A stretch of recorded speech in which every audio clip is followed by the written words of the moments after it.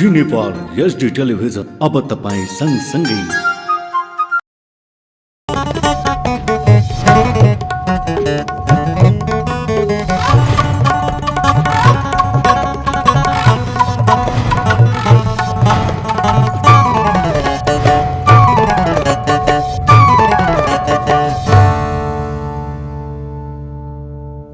नमस्कार, जी नेपाल न्यूजमा यहाँहरूलाई स्वागत छ। म कविता चापागाई। सुरु गरौं प्रमुख समाचारका शीर्षकहरूबाट।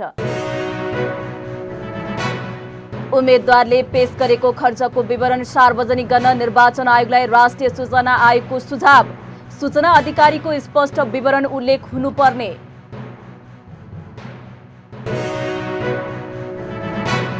सरकारले सबै तहमा डेंगूको परीक्षण र प्रारम्भिक उपचारको आवश्यक व्यवस्था गर्नुपर्ने कांग्रेसका नेता सिंहको भनाई।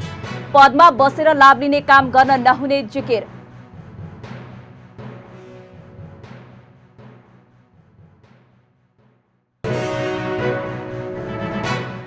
साउन र भदौमा 2 खर्ब 44 अर्ब रुपैयाँ व्यापार घाटा, 7 अर्ब 58 करोडको खाद्यान्न भित्रियो।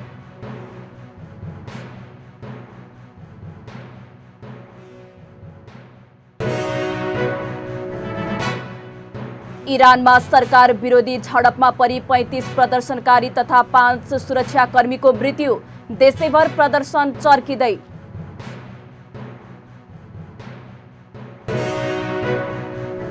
र बंगलादेशसँग अन्तर्राष्ट्रिय मैत्रीपूर्ण खेल खेल्न नेपाली राष्ट्रिय फुटबल टोली प्रशिक्षणमा व्यस्त। खेल असोज 11 गते हुने।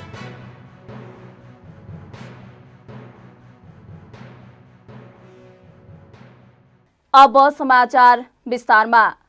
राष्ट्रिय सूचना आयोगले निर्वाचन सम्पन्न भए पश्चात उम्मेद्वारले पेश गरेको खर्चको विवरण सार्वजनिक गर्नका लागि निर्वाचन आयोगलाई सुझाव दिएको छ। 2079 वैशाखदेखि हालसम्म भएका काम कारबाहीका बारेमा जानकारी गराउन आइतबार काठमाडौँमा पत्रकार सम्मेलन गर्दै आयोगले निर्वाचनका लागि उम्मेद्वारले पेश गर्ने मनोनयन पत्र तथा संलग्न कागजातहरू सर्वसाधारण मतदाताहरूले पनि जानकारी पाउने गरी सार्वजनिक गर्ने व्यवस्था गर्न पनि सुझाव दिएको जानकारी दिएको हो।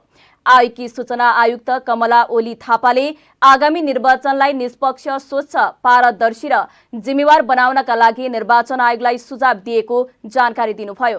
त्यस्तै माग गरिएको सूचना उपलब्ध नगराउने रौतहटको राजपुर नगरपालिका र त्रिवी परीक्षा नियन्त्रण कार्यालयलाई जरिवाना गरिएको सूचना आयुक्त थापाले बताउनुभयो।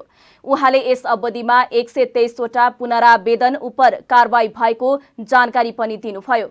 आयोगले आफ्नो कामलाई प्रभावकारी बनाउनका लागि सूचनादाताको संरक्षण सम्बन्धी नियमावलीको मस्यौदालाई सुझावसहित सञ्चार मन्त्रालयमा स्वीकृतिका लागि पठाएको बताउनुभयो। उहाँले विभिन्न निकायमा सूचना अधिकारीको स्पष्ट विवरण उल्लेख गर्नका लागि पुनः ध्यानाकर्षण गराएको समेत धारणा राख्नुभयो। यता चाहिँ हामीले थुप्रै कामहरू भएका छन् आयोगबाट। पहिलो कुरो त वैशाख हामीले दुई वर्ष हामीले राष्ट्रिय सूचना आयोगको वार्षिक उत्सव स्थापनाको उत्सव चाहिँ हामीले मनाउन पाएनौँ कोभिडका कारणले गर्दाखेरि। हाम्रो वैशाखको 22 गते हामीले भव्य रूपमा मनाएका थियौँ। त्यस्तै गरेर चाहिँ हाम्रो यो सूचनादाताको समर्थन सम्बन्धी नियमावली बन्नुपर्नेमा, किनभने सूचनादाताले चाहिँ सूचना दिएको खण्डमा पनि कतिपय अवस्थामा संरक्षण नभएको पाइयो। त्यस्ता खालका उजुरीहरू अथवा चाहिँ गुनासाहरू आएका कारणले गर्दाखेरि चाहिँ हामीले संरक्षण सम्बन्धी नियमावली बनाउनका लागि हामीले एउटा सुझाव पनि मागेका थियौँ। त्यो सुझावसहित चाहिँ अहिले सूचनादाताको संरक्षण सम्बन्धी नियमावलीको मसौदा स्वीकृतको कारबाही अगाडि बढाउन सञ्चार तथा प्रविधि मन्त्रालयलाई हामीले पठाएका पनि छौँ। यो चाहिँ अगाडि बढाइदिनुहोस् भनेर पठाइसकेका छौँ। र त्यस्तै गरेर चाहिँ राजपुर नगरपालिकाको कार्यालयका प्रमुख बैजू ठाकुर, या तल एउटा हामीले त्यसमा दिएका पनि छौँ। बैजू ठाकुरलाई चाहिँ सूचना नदिए बापत चाहिँ 10,000 रुपियाँ जरिमाना पनि भयो यही बिचमा चाहिँ हाम्रो यो वैशाखदेखि यताकै बिचमा। अनि सूचनाको हक कार्यान्वयनमा संसदीय समितिको भूमिका विषय हामीले राम्रो कार्यक्रम गरेका थियौँ। त्यसमा धेरै मान्छेहरू उपस्थित हुनुभएको थियो। समितिका मान्छेहरू बोलाएर कार्यक्रम गरेका थियौँ यही सूचनाका हकका विषयहरूमा।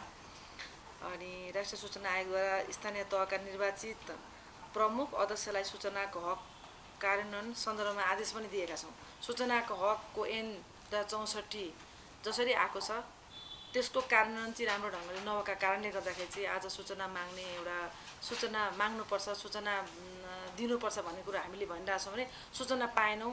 हामी सूचना माग्न जाँदाखेरि सूचना दिनुहुन्न, सूचना अधिकारीबाटै हामीहरू तीबाटै पनि हामीहरू पाउँदैनौँ र प्रमुखबाट पनि पाउँदैनौँ। हामीलाई भन्दा धेरै उजिरहरू यहाँ आएको अवस्था छ अहिले र विभिन्न हामी कार्यक्रममा जान्छौँ। हाम्रो आएका सीमित कार्यक्रमहरू पनि छन्, निश्चित कार्यक्रम छन्, त्यसमा गएर पनि हामीले चाहिँ हामी पालै पालो आयुक्तहरूसहित सचिवज्यूहरूसहित अरू सबैजना गएर पनि हामीले चाहिँ भन्ने गरेका छौँ। कहिले सूचना अधिकारीहरूको भेला गरिएको हुन्छ, कहिले चाहिँ आम नागरिकको भेला गरिएको हुन्छ र त्यस्तै अब अभियन्ताहरूले पनि भेला गरेर गर्ने गर्नु भएको छ। यसरी चाहिँ यो हामीले त्यो सन्दर्भमा हामीले चाहिँ आदेश पनि पठाएका छौँ। र अर्को चाहिँ सूचना आयुक्त प्रमुख हाम्रो प्रमुख आयुक्त र सचिव चाहिँ मेक्सिकोमा एउटा चाहिँ मेक्सिकोको पाउवेलामा चाहिँ आइसिआइसीको सम्मेलन भएको थियो। आइसिआइसी भनेको चाहिँ अब यो सूचना आयुक्तहरूको एउटा संस्था छ, त्यसको चाहिँ एउटा सम्मेलन पनि भएको थियो। त्यहाँ पनि थुप्रै कुराहरू आयोगले लगेर राख्न सफल भएको छ र आयोगका यहाँ भएका हाम्रा कामहरू, हामीले पाएका सफलताहरू र यहाँ ऐनको कारण भएका कुराहरू पनि त्यहाँ लगेर चाहिँ आयुक्तज्यूहरूले प्रमुख आयुक्तले राखेर आउनु भएको छ।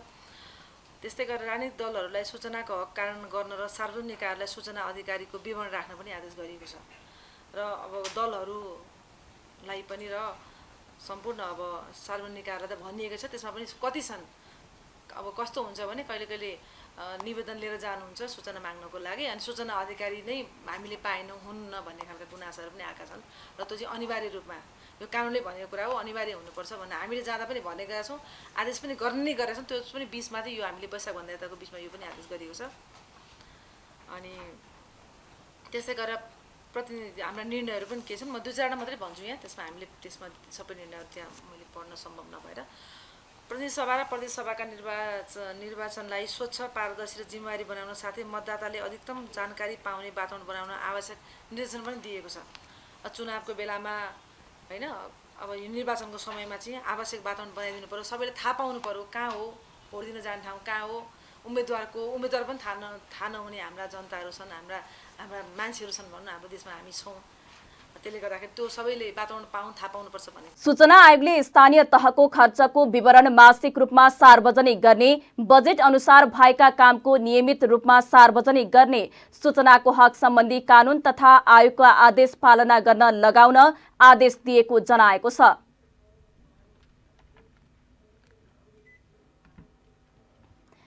नेपाल समाजवादी पार्टीका अध्यक्ष एवं पूर्व प्रधानमन्त्री डाक्टर बाबुराम भट्टराईले उच्चतम पदमा बस्ने मान्छेबाट नै संविधान भत्काउने र मिच्ने काम भइरहेको बताउनु भएको छ। नीति अनुसन्धान प्रतिष्ठानको 4थो वार्षिक उत्सवका अवसरमा आइतबार काठमाडौँमा आयोजित कार्यक्रममा भट्टराईले कुनै जिम्मेवारी नै नलिएर उच्चतम पदमा बस्ने मान्छेबाट नै संविधान भत्काउने र मिच्ने काम भएको र संघीय लोकतान्त्रिक गणतन्त्रको डुङ्गामा प्वाल पार्ने प्रवृत्ति देखिएको बताउनु भएको हो। उहाँले लोकतन्त्रको विकासका लागि विशेष ध्यान दिनुपर्ने र संघीयतालाई बलियो पार्नुपर्ने अहिलेको आवश्यकता रहेको धारणा राख्नुभयो। संघीयतालाई बलियो बनाउन संविधान बनाउने क्रममा पनि त्रुटि रहेको र अहिले ठिक ढंगले कानून नबनाउँदा ठिक ढंगले काम गर्न नसकेको उहाँले बताउनुभयो। उहाँले मुलुकको द्रुततर विकास र समृद्धिका लागि थिङ ट्याङ संस्थाको आवश्यकता रहेको र यस मार्फत गरिबी, बेरोजगारी, अशिक्षा र असमानता अन्त्य गर्न काम गर्नुपर्ने जिकिर गर्नुभयो। संस्था एकदम कमजोर छन्। अहिले म कसैको नाम यहाँ लिन चाहन्न। उच्चतम तहमा बस्ने व्यक्तिहरूले समेत संविधानलाई भत्काइदिने मिचिदिने जुन अहिले काम भइरहेको छ, कोही कतै पनि जिम्मेवारी छैन। भेटेसम्म यो संघीय लोकतान्त्रिक गणतन्त्रको डुङ्गामा आफूले जति सकिन्छ पहल पारिदिने जुन एउटा प्रवृत्ति देखिएको छ, त्यसलाई रोक्नको निम्ति पनि हामीले यो लोकतन्त्रको सुदृढीकरणको जुन विषय, उन्नत प्रकारको लोकतन्त्र, पहिले जस्तो अहिले अमेरिकाले चाहिँ वेस्टमिन्स्टर प्रणाली विद्वान सरहरू यहाँ देखिरहेको छु लाई परिवर्तन गरेर चाहिँ सुधारिरहेको छ। हामी चाहिँ उनीहरूकै थोत्रा मात्र कुरा लिएर चाहिँ हामी यहाँ बस्ने अनि यस्तो राजनीतिक अस्थिरता अन्य चाहिँ हामीले ल्याउने, यसलाई सुधार गरेर हामी जान सकिन्न। त्यसले एउटा क्षेत्र यही हो, लोकतन्त्रको सुदृढीकरण, सबलीकरण र यसको उन्नत तहमा चाहिँ विकासको विषयलाई अलि विशेष ध्यान हामीले दिनै पर्यो। र दोस्रो विषय भनेको हाम्रो जस्तो जातीय क्षेत्रीय विविधतायुक्त मुलुकमा संघीयता नभई हुँदैन। म यहाँ तपाईँहरू कस्तो सोच राख्ने व्यक्तिहरू हुन्छ मलाई थाहा भएन। अधिकांश जुन चेहराहरू हामी यहाँ छौँ, हामी भित्री मनले संहितालाई नस्वीकार्यौँ। यो बेकारको गाँडो आइलायो, नभए यस्ता मान्छे भारी बुरी मान्छेको हातमा चाहिँ पैसा दिँदाखेरि भ्रष्टाचार गरे, हामी सुकिला मुकिला भए अहिले राम्रैसँग चलाउँथ्यौँ भन्यो जस्तो एउटा घमण्ड हामी पालेर चाहिँ बस्छौँ। जबकि हाम्रो जस्तो चाहिँ जातीय क्षेत्रीय लैङ्गिक विविधता भएको मुलुकमा हामी संहितामा जानै पर्थ्यो, गयौँ। तर त्यो ठिक ढङ्गले संविधान बनाउने क्रममा पनि त्यहाँ त्रुटि रह्यो र अहिले ठिक ढङ्गले कानुन नबनाउँदा त्यही ढङ्गको तिनीहरूलाई चाहिँ शक्ति विन्यास सोच्न साथको विन्यास नगर्दा ठिक ढङ्गले काम गर्न सकिरहेका चाहिँ छैन। त्यसले संहितालाई तलका निकायलाई दोष दिने होइन, हामीले संहितालाई ठिक ढङ्गले बुझेनौँ र त्यसअनुसार चाहिँ काम गरेनौँ भन्ने कुरा चाहिँ सत्य हो। त्यसैले यो विषयमा पनि हाम्रो अर्को दोस्रो क्षेत्र यसलाई विषय ध्यान दिनुपर्छ। र तेस्रो म आफूलाई पर्सनली लाग्ने, मैले डाक्टर वालिसँग भने त्यो भनेको चाहिँ हाम्रो अर्थतन्त्र यस्तो पछुवा गतिमा गत 40-50 वर्षदेखि 3-4% भन्ने कुरो ग्रोथ भएको छैन। अब जो प्रति व्यक्ति चाहिँ हाम्रो चाहिँ त्यति बेला आम्दानी बराबर भएका मुलुकहरू चीन, कोरियाहरू पनि करिब 60-50 वर्ष पहिले हाम्रै ठाउँमा थिए, अहिले उनीहरू 30औं गुणा चाहिँ माथि पुगिसके। यो बङ्गलादेश अस्ति 20 वर्ष अगाडि चाहिँ हाम्रै आसमा थियो, त्यो पनि हामीभन्दा डबल भइसक्यो। तर हामी किन यस्तो चाहिँ कछुवा गतिमा भइरहेछौँ? भोलि त्यसै भएको हुनाले हाम्रो त्यहाँ गम्भीर प्रकारका संरचनात्मक समस्या छन्। अर्थतन्त्रको रूपान्तरण भएकै छैन। अहिले पनि कृषिमा 2/3 जनसङ्ख्या कृषिमा आश्रित हुने देश संसारमा कहीँ समृद्ध हुन्छ? मलाई बताइनु त कहीँ भएको छ? सम्भवै छैन। 1%, आधा पर्सेन्टमा झरिसक्यो, कमसेकम 5-10% हुन्छ। 66%, 65% कृषिमा अल्झाएर राखेर अनि देशको विकास हुन्छ? खोइ त्यतापट्टि तीव्र रूपान्तरण गर्ने हामी ध्यान गएको खोइ। अनि हामीले यो व्यापार घाटा यो बढ्यो, अब सञ्चित घट्यो भन्ने कति वर्ष भयो त्यो भने हामी? त्यो त प्रत्येक बढै छ त। त्यो त भारतसँगको जुन हाम्रो एउटा डिपेन्डेन्सी रिलेसन सुगुनिसन यता आयो र खास गरी 50को दशकपछि बढ्यो, त्यो बढेको बढै छ, घट्ने दिशामै छैन। अनि त्यतापट्टिको स्ट्रक्चरली चाहिँ कारण खोजेर त्यसलाई हल गर्नेतिर हामी जाँदैनौँ। अनि टाप्टीहरूलाई उसले दुःख दिएछ बसिया चाहिँ यसरी हुँदैन। त्यसले अर्थतन्त्रलाई यो अत्यन्त अल्प विकसित थर्ड वर्ल्ड स्ट्याटस जुन छ, यसलाई थर्ड वर्ल्ड टु फर्स्ट वर्ल्डमा चाहिँ केही दशकभित्र पुर्याउन के गर्ने हो? अर्थात् 1300 को चाहिँ जिडिपीलाई 13,000 कसरी पुर्याउने 1-2 दशकभित्र हो? त्यो प्लान चाहियो हामीलाई हो। त्यसले यस्तो ठाउँमा हामी फोकस हुनु पऱ्यो र हाम्रा थिङ्क ट्याङ्कहरूले यसमा चाहिँ विशेष ध्यान दिउन् भन्ने मलाई चाहिँ लाग्छ। र चौथो कुरा, यहाँ सरहरूले बढी बुझ्नु भएको छ, जुन भूराजनीति जटिलता हाम्रो छ। अब यो भूगोल त हामीले बदल्न सक्दैनौँ, तर त्यो जुन अब यो विभिन्न कारणले गर्दा एसियन सेन्चुरीको नाउँमा शीतयुद्ध जुन हिमाली भेगमै एसिया पेसिफिकसम्म चाहिँ मडाइदिएर आउँदैछ, त्यसको व्यवस्थामा हामीले कसरी गर्ने? अब अहिलेदेखि हामीले सोध्नुपर्छ कि पर्दैन? थिङ्क ट्याङ्कले आफ्ना कुराहरू प्रसारण गर्दा अनावश्यक पक्षपोषण एडभोकेसी पनि गर्नु हुँदैन, त्यस जोगिनु पर्छ। हो, एडभोकेसी त हुन्छ, त मैले भने अनावश्यक नचाहिँदो प्रकृतिले अत्यन्त सङ्कीर्ण र दलीय गुटीय सङ्कीर्ण एउटा निजी स्वार्थको आधारमा त्यो एडभोकेसी पनि थिङ्क ट्याङ्कहरूले चाहिँ गर्नु हुँदैन। किनकि ज्ञान उत्पादन कुनै कुराको वकालत भनेका फरक कुरा हो। ज्ञान उत्पादन गर्ने संस्था नै वकालत र पृष्ठपोषणमा उत्रदा ज्ञान उत्पादनमाथि नै प्रश्न आउन सक्छ। त्यसले यसमा पनि ध्यान पुगोस् भन्ने म कुरा चाहन्छु। अर्को कुरा, थिङ्क ट्याङ्कले विज्ञहरूको उत्पादन पनि गर्छ। कुनै सरकारी, गैर सरकारी वा निजी थिङ्क ट्याङ्कमा केही वर्ष कुनै निश्चित विधामा काम गरेपछि व्यक्तिको दक्षता र क्षमतामा निखार आउँछ, विचार परिष्कृत हुन्छ र उत्तर विषयको विज्ञ बन्दछ। त्यस्तो व्यक्तिले समाजलाई, देशलाई, अन्य ज्ञान उत्पादन गर्ने संस्थाहरूलाई पछिसम्म पनि योगदान गर्न सक्छ। त्यसले भर्खरै कलेजबाट निस्किएका युवा अध्येताहरूलाई विज्ञ बनाउने काममा पनि पिआरआई जस्ता संस्थाले भूमिका खेल्नेछ भन्ने म आग्रह गर्न चाहन्छु। कार्यक्रममा प्रतिष्ठानका कार्यकारी अध्यक्ष डाक्टर विष्णुराज उप्रेतीले सार्वजनिक नीतिले राष्ट्रिय हितको संरक्षण र सम्वर्धन गर्नका लागि प्रतिष्ठान क्रियाशील रहेको धारणा राख्नुभयो।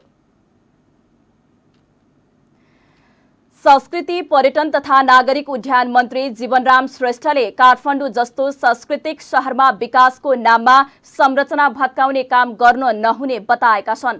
आइतबार विश्वेश्वर महादेव मन्दिर पुनर्निर्माण कार्यको थालनी एवं हनुमान ढोका नामक पुस्तक विमोचन समारोहलाई सम्बोधन गर्दै उनले काठमाडौँ उपत्यका पर्यटकीय दृष्टिकोणले अत्याधिक महत्वपूर्ण रहेको भन्दै बाटो फराकिलो गर्ने नाममा घर भत्काउन नहुने बताएका हुन्। पहिलाका भौतिक संरचनाहरूको संरक्षण गर्न सके मात्रै सम्पदाको महत्व रहने भन्दै उहाँले काठमाडौँलाई पर्यटकीय नगरीय बनाउनु पर्ने बताउनुभयो। पर्यटन क्षेत्रलाई दिगो बनाउन मन्त्रालयले पर्यटन दशक घोषणा गरेको र अब क्रमशः देशको पर्यटनको काममा मन्त्रालय लागि पर्ने प्रतिबद्धता जनाउनुभयो। पर्यटनबाट नै देशमा रोजगारी र आर्थिक उपार्जन हुने भन्दै पर्यटन क्षेत्रलाई थप व्यवस्थित गर्नुपर्ने जोड दिनुभयो। काठमाडौँ उपत्यकाका 3 जिल्लामा धेरै पर्यटकीय गन्तव्य छन्। त्यसैले काठमाडौँको मोडालिटीलाई हामीले परिवर्तन गरेर जानुपर्छ। शहरका पहिलाका घरहरू जस्ता छन् त्यस्तै राख्नुपर्छ। साँघुरो बाटो छ भनेर फराकिलो गर्ने नाममा घर भत्काउने, यसलाई मास्ने कामहरू गर्नु हुँदैन उनले भने। अहिलेको समाज आधुनिकताको नाममा पुराना संस्कृतिलाई भुल्दै जान थालिएको बताउनुभयो। उनले मन्त्रालयले पुरानै शैलीमा संरचनाहरूको स्थापना गर्ने योजना बनाएको उहाँको भनाइ छ। नेपाल स्वरोजगार व्यापार श्रमिक संघले काठमाडौँ महानगरपालिकाले माग सम्बोधन नगरे आन्दोलन गर्ने चेतावनी दिएको छ। आइतबार काठमाडौँमा पत्रकार सम्मेलनको आयोजना गरेर संघले 1 महिनाभित्र पनि महानगरले माग पूरा नगरे चरणबद्ध आन्दोलन गर्ने चेतावनी दिएको हो। संघले महानगरले वार्ता र संवाद मार्फत समस्या समाधान गर्नुपर्ने र चाडबाड लक्षित गरेर निश्चित स्थान र समय निर्धारण गरी व्यवसाय गर्ने वातावरण तयार गर्नुपर्ने माग अघि सारेको छ। स्वरोजगार श्रमिकहरूको व्यवस्थापनका लागि कानून तथा नीति निर्माण गरिनुपर्ने, श्रमिकहरूलाई टहराको व्यवस्था गरी व्यवसाय गर्ने वातावरण तत्काल बनाउनु पर्ने संघले माग गरेको छ। यसैगरी चाडबाड लक्षित गरेर अल्पकालीन रूपमा बिहान र बेलुकीको निश्चित समय निर्धारण गरी यथास्थानमा व्यवसाय गर्न प्रबन्ध मिलाउन, जफत गरिएका सामानहरू फिर्ता गर्न पनि संघले महानगरलाई आग्रह गरेको छ। स्वरोजगार श्रमजीवीहरूलाई राज्यले सम्मान गर्नुपर्नेमा सत्ताको शक्तिको प्रयोग गरेर लछारपछार गर्ने, लगानी नै सिध्याइदिने गरी सामान नियन्त्रणमा लिने कार्यको संघले विरोध जनाएको छ। पत्रकार सम्मेलनमा बोल्दै संघका अध्यक्ष माया गुरुङले आफूले नेतृत्व गरेको संगठनमा 18,000 श्रमिकहरू सदस्य रहेको बताउनुभयो। कोभिड महामारीमा पनि लामो समय काम गरेको स्पष्ट पार्नुभयो। काठमाडौँ महानगरपालिकाले महानगर क्षेत्रभित्र विधि र कानुनी प्रक्रिया विपरीत निर्माण गरिएका संरचनालाई हटाउने अभियान सञ्चालन गरिरहेको छ। यस अभियानप्रति ऐक्यबद्धता जाहेर गर्दछौँ। वर्षौंदेखि सडकपेटी तथा गल्लीमा व्यवसाय गरेर जीविका चलाइरहेका स्वरोजगार श्रमिकलाई नियन्त्रण गर्ने, लछारपछार एवं हातपात गर्ने, सामान खोज्ने, कब्जा गर्ने र निलाम गर्ने जस्ता अमानवीय कार्यको हामी भर्त्सना गर्दछौँ। त्यसैगरी सानो पुँजी लगानी गरेर फलफुल, तरकारी, जुत्ता, चप्पल, कपडा लगायतका सामग्रीहरू सस्तो मूल्यमा बिक्री गर्ने निम्न वर्गका जनता स्वयं स्वरोजगार सृजना गरेर जीवन चलाइरहेका छन्। नेपालको संविधानमा उल्लेखित स्वतन्त्रताको हक अन्तर्गत नेपालको कुनै पनि भागमा पेसा, रोजगार गर्ने, उद्योग व्यापार तथा व्यवसायको स्थापना र सञ्चालन गर्ने स्वतन्त्रता हरेक नागरिकको मौलिक हकको रूपमा स्थापित गरिएकोमा रोजगारीको हक र स्वतन्त्रपूर्वक बाँच्न पाउने हकको समेत ठाडो उल्लङ्घन भएको छ। स्वरोजगार श्रमिकहरूलाई राज्यले सम्मान पर्नेमा सत्ताको शक्तिको प्रयोग गरेर लछारपछार गर्ने, लगानी नै सिध्याइदिने गरी सामान नियन्त्रण र निलाम गर्ने कार्य खेदजनक छ। त्यसैगरी सडकपेटी, गल्ली, बजार, अस्थायी टहरामा श्रम गरेर जीवन चलाउनेहरू काठमाडौँ उपत्यकामा मात्रै करिब 50,000 को हाराहारीमा रहेका छन् भने उनीहरूका आश्रित परिवारहरू समेत करिब 2 लाख रहेका छन्। यही पेसा गरेर आफ्ना सन्ततिको शिक्षा दीक्षा र पालन पोषण गरेका छन्। बेरोजगारीको समस्यालाई एक हदसम्म यही पेसा गरेर स्वयं नागरिकको तहबाट समाधान गरेका छन्। गत भाद्र 30 गते काठमाडौँ महानगरपालिकालाई ध्यानाकर्षण पत्र बुझाउने काम सम्पन्न भएको छ। तथापि महानगरपालिका हाम्रो समस्यालाई सम्बोधन गर्न गम्भीरतापूर्वक लागेको हामीलाई महसुस भएको छैन। महानगरपालिका झन दमनकारी नीति अवलम्बन गरी युवाहरूलाई महानगरको सुरक्षाको ज्याकेट लगाई स्वरोजगार श्रमिकहरूलाई धरपकड गर्ने र सामान पक्राउ गर्ने कार्यमा उद्यत रहेको छ। त्यसैगरी महानगरपालिकाको उक्त कदम तत्काल रोकी वार्ता र संवाद मार्फत समस्या समाधान गर्न र महान चाडपर्व, दसैँ तिहार लगायत छठ पर्वसम्मको लागि निश्चित स्थान र समय निर्धारण गरी व्यापार व्यवसाय गर्ने वातावरण तयार गर्नको लागि जोरदार माग गर्दछौँ। त्यसैगरी नेपाल स्वरोजगार व्यापार श्रमिक सङ्घ बागमती प्रदेश कमिटीको भाद्र 30 गते आयोजना गरेको विरोध र्याली तथा धरना कार्यक्रममा कार्यक्रमलाई सम्पन्न गर्न सहयोग गर्नुहुने आम सञ्चारकर्मी मित्रहरू, सहयात्री सङ्गठन तथा सम्पूर्ण सङ्घ संस्थाका प्रतिनिधि साथीहरूमा पुनः सहयोगको अपेक्षासहित हार्दिक धन्यवाद व्यक्त गर्दछौँ। त्यसै गरी आन्दोलनका क्रममा भए गरेका कमी कमजोरी तथा कुनै व्यक्ति विशेषको अभिव्यक्तिले सामाजिक स्तरमा कुनै असर परेको खण्डमा सङ्गठनको तर्फबाट क्षमा चाहन्छौँ। साथै आगामी दिनहरूमा त्यस्ता विषयहरूलाई सच्याउने प्रतिबद्धता जाहेर गर्दछौँ। साथै हाम्रो समस्यालाई काठमाडौँ महानगरपालिकाले आजको मितिबाट 1 महिनाभित्र सम्बोधन नगरेमा चरणबद्ध आन्दोलनको कार्यक्रमहरू घोषणा गर्न बाध्य हुनेछौँ। धन्यवाद। त्यसै गरी हामीले यहाँ हाम्रा अघि सारेका हाम्रा यी मागहरू पनि हामीले यहाँ राखेका छौँ, त्यसलाई पनि मैले यहाँ वाचन गर्न चाहेँ। नेपाल स्वरोजगार व्यापार श्रमिक सङ्घले पेश गरेका मागहरू, जसमा 1 नम्बरमा छ स्वरोजगार श्रमिकहरूको व्यवस्थापनको लागि कानुन तथा नीति निर्माण गर्नुपर्ने। 2 नम्बरमा नागरिक बजार, महानगरभित्र रहेका सबै वडाहरूमा नागरिक बजार सञ्चालन गरी सस्तोमा नागरिकले सामान पाउने व्यवस्था गर्नुपर्दछ। त्यसका लागि स्वरोजगार श्रमिकहरूलाई टहराको व्यवस्था गरी व्यवसाय गर्ने वातावरण तत्काल बनाउनु पर्दछ। त्यसै गरी 3 नम्बरमा छ सन्ध्याकालीन बजारको व्यवस्था। दीर्घकालीन रूपमा नागरिक बजार सञ्चालन नहुँदासम्मका लागि महानगरभित्र सन्ध्याकालीन बजारको व्यवस्थाका लागि निश्चित समय र स्थानहरूको निर्धारण गर्नुपर्दछ। सङ्घका अनुसार सडक पेटी, गल्ली बजार, अस्थायी टहरामा श्रम गरेर जीवन चलाउनेहरूको संख्या उपत्यकामा करिब 50,000 र उनीहरूको आश्रित परिवार समेत गरी करिब 2 लाख रहेका छन्। सङ्घले गत भदौ 30 गते महानगरलाई आफ्नो समस्याबारे ध्यानाकर्षण पत्र बुझाएको जनाएको छ। नेपाली कांग्रेसका नेता प्रकाशमान सिंहले सरकारले सबै तहमा डेंगूको परीक्षण र प्रारम्भिक उपचारको आवश्यक व्यवस्था गर्नुपर्ने बताउनु भएको छ। आइतबार काठमाडौँको बानेश्वर स्थित रत्नराज्य स्कुलको विज्ञान प्रयोगशाला हस्तान्तरण कार्यक्रममा नेता सिंहले ओडामै डेंगू परीक्षण व्यवस्था मिलाउनु पर्ने बताउनु भएको हो। नेता सिंहले आपतको समयमा सबै मिलेर काम गर्नुपर्ने र यसलाई समाजले लेखाजोखा गर्नुपर्ने धारणा राख्नुभयो। पैसा कमाउन जनप्रतिनिधि नबनेको भन्दै उहाँले पदमा बसेर लाभ लिने काम गर्न नहुने जिकिर गर्नुभयो। नेता सिंहले राम्रो काम गर्न चाहनेहरूलाई जनताले मौका दिनुपर्ने बताउनुभयो। सबै मिलेर हामीले गभर्नमेन्टले आफ्नो चाहिँ हस्पिटलहरुमा यो कोभिडको पेशेन्टहरूलाई अक्सिजन दिन नसकेको बेलामा यहाँ चाहिँ यही स्कुलको प्राङ्गणमा यहाँ चाहिँ के छ भन्दाखेरि आइसोलेसन सेन्टर खोलेर हामीहरूले चाहिँ जनप्रतिनिधिहरूले चाहिँ गर्नुपर्ने, त्यसमा महानगरपालिकाका वडा अध्यक्ष सदस्यज्यूहरूदेखि लिएर बागमती प्रदेशका मानेदेखि लिएर सबै मिलेर हामीले चाहिँ यहाँका स्थानीय समुदायहरूलाई पनि इन्भल्भ गराएर हामीहरूले चाहिँ के हो भन्दाखेरि कोभिड-19 जस्तो त्यत्रो चाहिँ हामीलाई चाहिँ यो चाहिँ के छ भन्दाखेरि धेरै अब जुन भनौँ न हामीलाई चाहिँ आपदै परेको थियो नि त त्यसबेला। त्यस्तो टाइममा त हामीले काम गऱ्यौँ नि।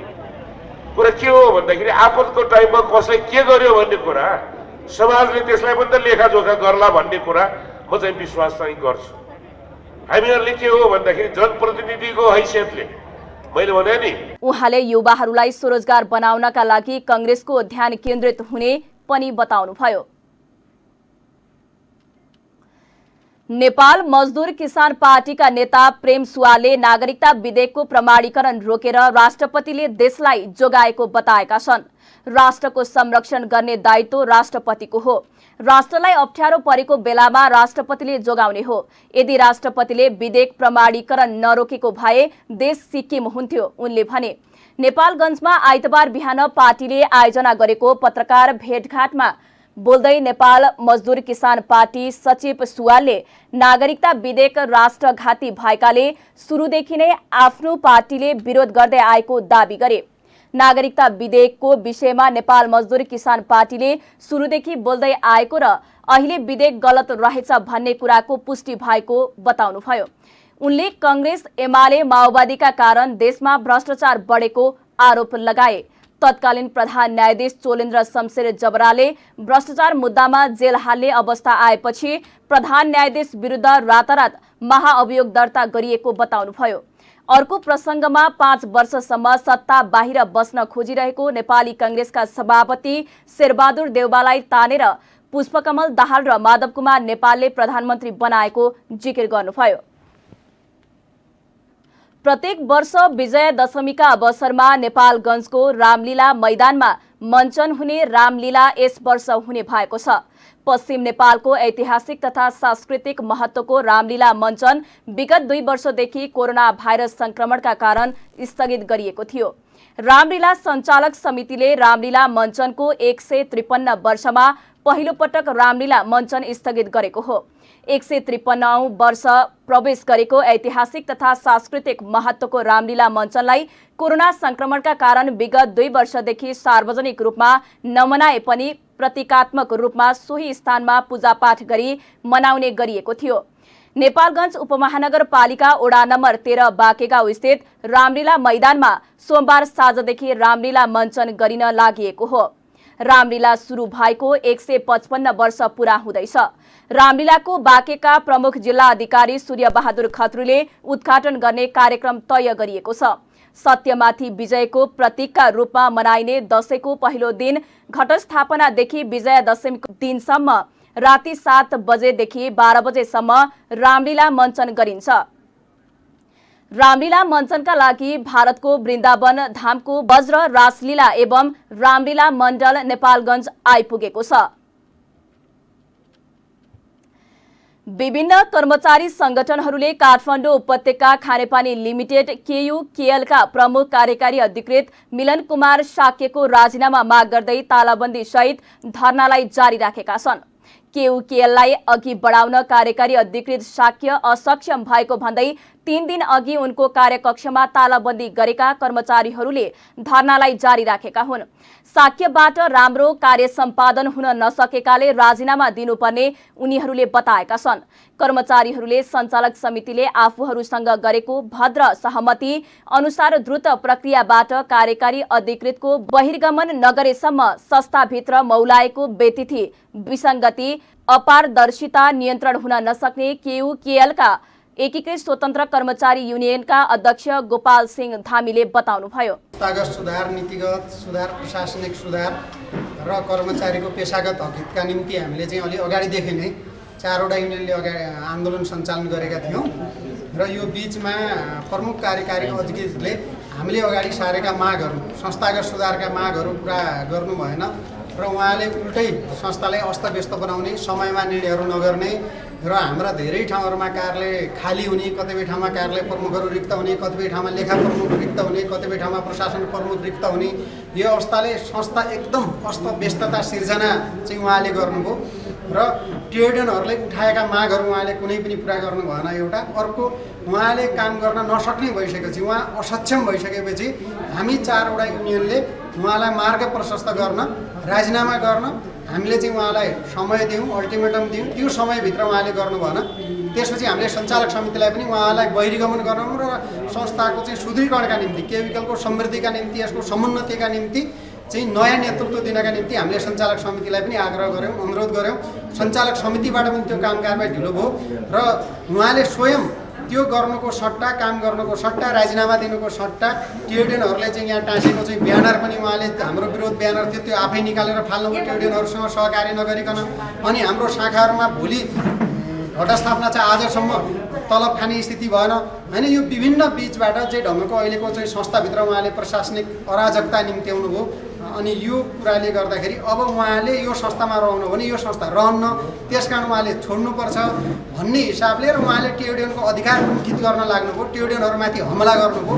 त्यसको विरोध स्वरूप र अफिस सञ्चालनको पक्षमा कर्मचारीहरूले आफूहरूको माग पूरा नभए पानी उत्पादन, प्रशोधन र वितरण बाहेकका सम्पूर्ण कामहरू पूर्ण रूपमा बन्द गर्ने चेतावनी दिएका छन्। नेपाल प्रहरीको लागु औषध नियन्त्रण ब्युरोले विभिन्न स्थानबाट अवैध लागु औषध सहित 6 जनालाई पक्राउ गरेको छ भने 1 जना फरार भएका छन्।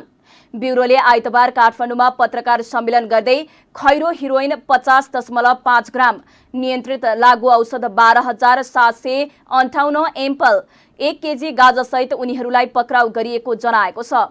ब्युरोका अनुसार अमेरिकाबाट आएको पार्सलमा लत्ता कपडाभित्र लुकाई पठाएको 1 किलो 300 30 ग्राम गाजा गोस्रा हुला कार्यालयबाट बरामद भएको हो। त्यस्तै ललितपुरको इमाडोलबाट 3.5 ग्राम खैरो हिरोइनका साथ सुजन हेल्मुलाई पक्राउ गरिएको र थप अनुसन्धान गर्दा चौमती बस्ने सञ्जीव राईको डेराबाट थप 47 ग्राम खैरो हिरोइन फेला पारेको ब्युरोका प्रवक्ता प्रहरी उपरीक्षक योगेन्द्र कुमार खड्काले जानकारी दिनुभयो।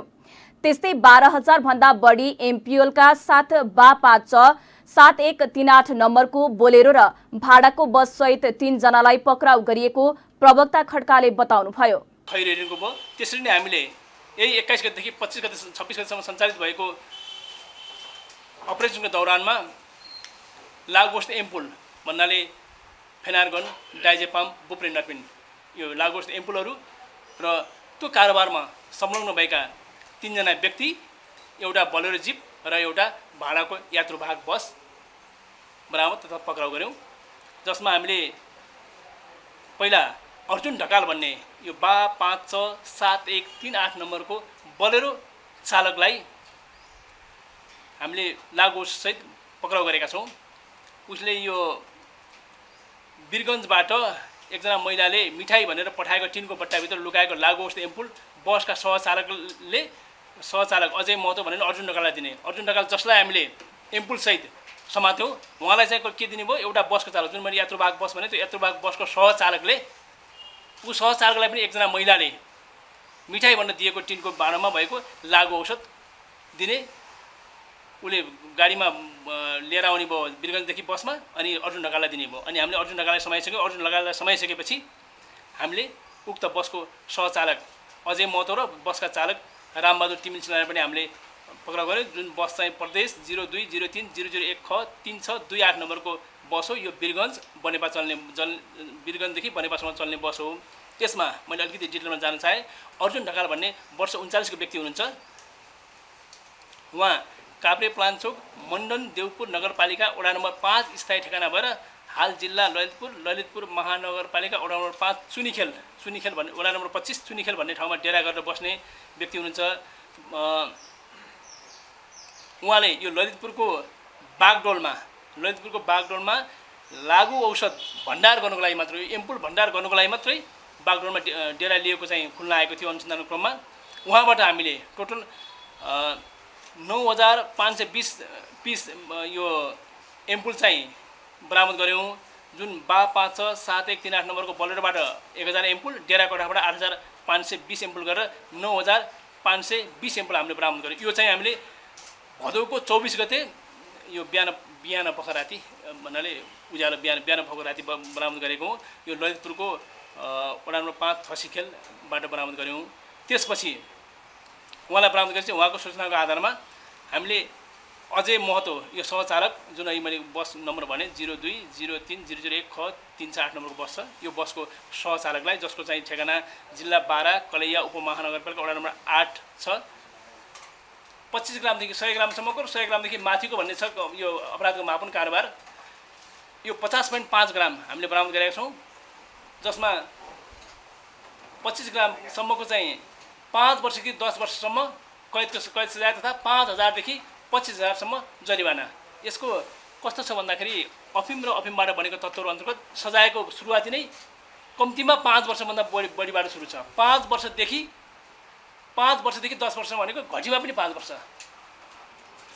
25 ग्रामदेखि 100 ग्रामसम्म 10 वर्षदेखि 15 वर्षसम्म, 100 ग्रामदेखि माथि त 15 वर्षदेखि जन्म कैदसम्मको सजायको व्यवस्था रहेको छ। जसमा चाहिँ 25 ग्रामसम्म 25000 जरिवाना छ, 100 ग्रामसम्म 75000 देखि 2 लाखसम्म जरिवाना छ भने 100 ग्रामदेखि माथि 5 लाखदेखि 25 लाखसम्म जरिवानाको कुरा रहेको छ। र अनि यो नियन्त्रित लागु औषध जुन एम्पुल हामीले भनिरहेको छौँ, यो एम्पुल चाहिँ यो क्याटेगोरीमा पर्छ। मनोदीपक पदार्थ र तिनको लवण र अन्य पदार्थ भन्ने क्याटेगोरीमा यो एम्पुलहरू पर्छ। यसमा उत्पादन, तयारी, खरिद, बिक्री, वितरण, निकासी वा पैठारी, ओसार पसार तथा सञ्चय गर्ने जुन छ अपराध, यो यसमा चाहिँ 2 वर्षदेखि 10 वर्षसम्मको सजाय र रु 1 लाखदेखि 20 लाखसम्म जरिवाना छ। यसमा एउटा के बुझिदिनु होला भने यहाँहरूले यो कैद सजाय र जरिवाना है वा होइन, कैद सजाय र जरिवाना 5 वर्षदेखि 10 वर्षसम्म र 5000 देखि 25000 सम्म। त्यसरी नै 15 वर्षदेखि जन्मकैदसम्म र 5 देखि 25 लाखसम्म भन्ने हो यो दुई। ब्युरोले बरामद भएको लागु औषधको अवैध बजार मूल्य अन्दाजी रु 31,05,000 रहेको जनाएको छ।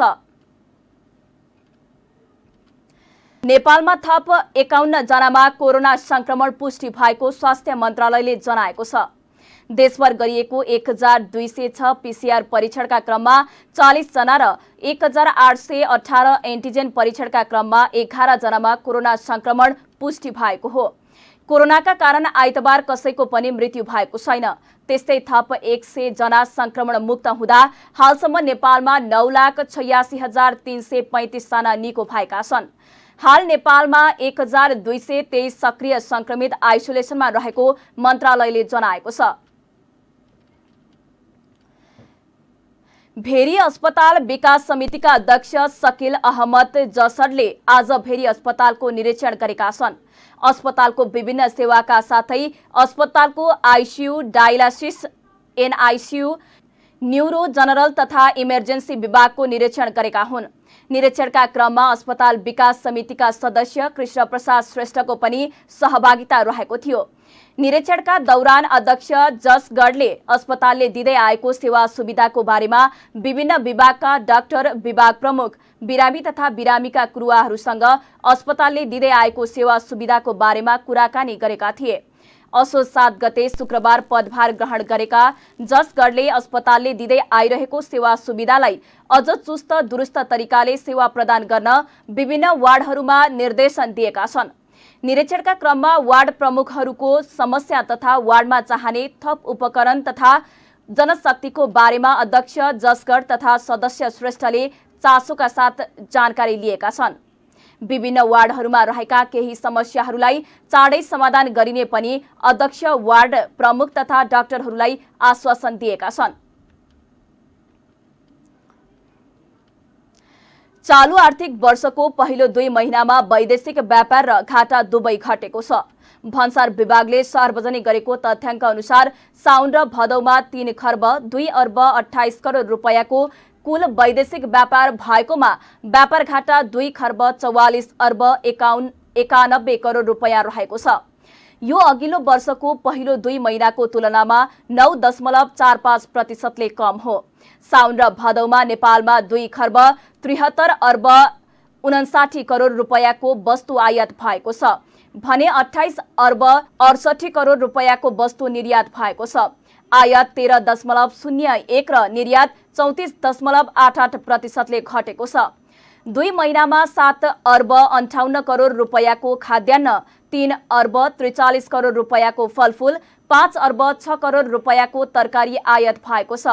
यस्तै 19 अर्ब 8 करोड रुपैयाँको घिउ, तेल, 50 अर्ब रुपैयाँको पेट्रोलियम पदार्थ र खनिज पदार्थ, 2 अर्ब 43 करोड रुपैयाँको फलाम, 1 अर्ब 8 करोड रुपैयाँका गाडी लगायतका वस्तु भित्रिएका छन्। नेपालबाट 1 अर्ब 81 करोड रुपैयाँको चिया, कफी, 7 अर्ब 79 करोड रुपैयाँको घिउ, तेल र छुर्पी, 1 अर्ब 12 करोड रुपैयाँको स्थानीय कपडा लगायतका वस्तु निर्यात भएका छन्। अब अन्तर्राष्ट्रिय समाचार। इरानमा हिजाबको विषयलाई लिएर चर्किएको प्रदर्शन देशका 80 भन्दा बढी शहरमा विस्तार भएको छ। 2 हप्ता अघि एक युवतीलाई हिजाब नलगाएको आरोपमा प्रहरीले नियन्त्रणमा लिएकै समयमा हिरासतमा मृत्यु भएपछि महिलाहरू देशव्यापी प्रदर्शनमा छन्। प्रदर्शनमा पुरुषको पनि सहभागिता बढेको छ। प्रदर्शनका क्रममा भएका झडपमा कम्तीमा 35 जना प्रदर्शनकारीको मृत्यु भइसकेको छ। यस्तै 5 जना सुरक्षाकर्मी मारिएका छन्। प्रदर्शनकारीले देशका सर्वोच्च नेता आयातुल्ला अली खामेनेई विरुद्ध नाराबाजी गरिरहेका छन्। इरानी टेलिभिजनहरूका अनुसार इरानमा यति ठूलो विरोध प्रदर्शन पहिलो पटक भएको हो। देशभर प्रदर्शन चर्किँदै गएपछि राष्ट्रपति इब्राहिम रइसीले हिरासतमा युवतीको मृत्युको घटना छानबिन गर्न आदेश दिएका छन्। साथै उनले प्रदर्शनकारीमाथि बल प्रयोग गर्न समेत आदेश दिएका छन्। यद्यपि देशभर जारी प्रदर्शन थप बढ्ने क्रममा रहेको इरानी सञ्चार माध्यमहरूले जनाएका छन्। अब खेल समाचार। बंगलादेशसँग अन्तर्राष्ट्रिय मैत्रीपूर्ण खेल खेल्न नेपाली राष्ट्रिय फुटबल टोली प्रशिक्षणमा व्यस्त भएको छ। आइतबार नेपाली राष्ट्रिय टोलीले ललितपुरको 7 दोबाटो स्थित एन्फा कम्प्लेक्समा प्रशिक्षण गरेका हुन्। नेपालले असोज 11 गते घरेलु मैदानमा बंगलादेशसँग अन्तर्राष्ट्रिय मैत्रीपूर्ण खेल खेल्दैछ। उक्त खेलका लागि नेपाली टोलीका कार्यवाहक प्रशिक्षक प्रदीप हुमागाईले 23 सदस्यीय नेपाली टोली घोषणा गरिसकेका छन्। टोलीमा तत्कालीन मुख्य प्रशिक्षक अब्दुल्ला अल मुतारीसँगको विवादपछि बाहिरिएका 10 मध्ये 9 जना खेलाडीले राष्ट्रिय टोलीमा पुनरागमन गरेका छन्। रोहित चन्द सहित विशाल राई, अनन्त तामाङ, सुजल श्रेष्ठ, विमल घरती मगर, अञ्जन विष्ट, विशाल श्रेष्ठ, दिनेश राजवंशी, तेज तामाङले राष्ट्रिय टिममा पुनरागमन गरेका छन्। सुमन लामा भने अस्ट्रेलिया गइसकेका छन्। अलमुतारीको कार्यशैलीमा असन्तुष्ट जनाउँदै विरोध स्वरूप मालदिप्समै बसेका तत्कालीन कप्तान किरण चेम्जुङ पनि टोलीमा फर्किएका छन्। नेपालसँग मैत्रीपूर्ण खेल खेल्न बंगलादेशको टोली नेपाल आइसकेको छ।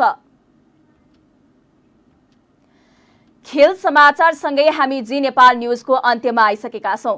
जाँदा जाँदै प्रमुख समाचारका शीर्षकहरू पुनः एकपटक। उम्मेद्वारले पेश गरेको खर्चको विवरण सार्वजनिक गर्न निर्वाचन आयोगलाई राष्ट्रिय सूचना आयोगको सुझाव। सूचना अधिकारीको स्पष्ट विवरण उल्लेख हुनुपर्ने।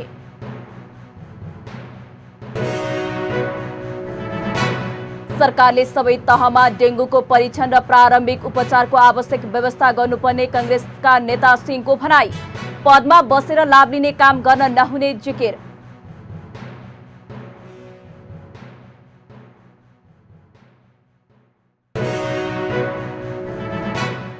साउन र भदौमा 2 खर्ब 44 अर्ब रुपैयाँ व्यापार घाटा, 7 अर्ब 58 करोडको खाद्यान्न भित्रियो।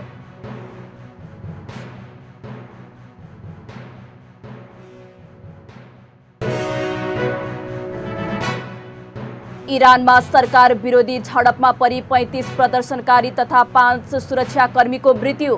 देशैभर प्रदर्शन चर्किँदै।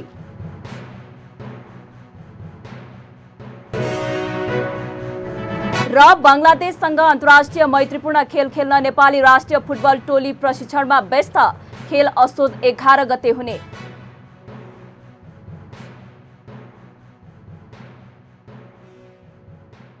प्रमुख समाचारका शीर्षकसँगै अहिलेका लागि जी नेपाल न्यूज सकियो। ताजा समाचार र मनोरञ्जनका लागि जी नेपाल एचडी टेलिभिजन हेर्दै गर्नुहोला। नमस्कार।